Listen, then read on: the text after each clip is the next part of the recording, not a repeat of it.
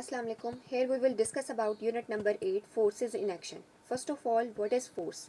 Force is simply a push or pull which is exerted by one object on another. For example, we pull the door of the room.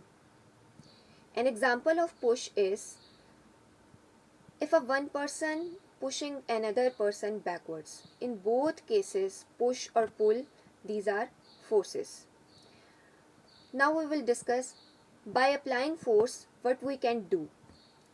If we apply force on an object, it can start move, can stop move, change its position and shape, change its speed and direction of motion.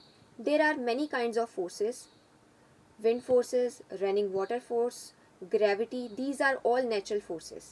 Forces can also be produced by people, other animals and machines. For example, the bulldozer is applying mechanical force to push the earth.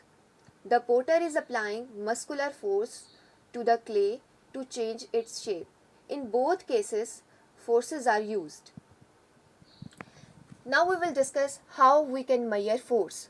Forces can be measured by using an instrument which is called spring balance.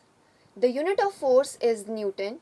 It is named after Sir Isaac Newton, who first described the force. A force of 1 Newton is a very weak force. Now we will discuss about what is inertia.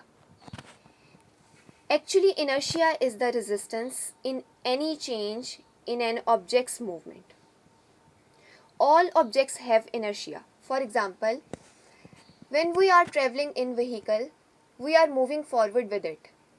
When it stops suddenly, our body jerks forward until it is stopped by our seat belt or another object. Our body has resisted the change in motion or rest.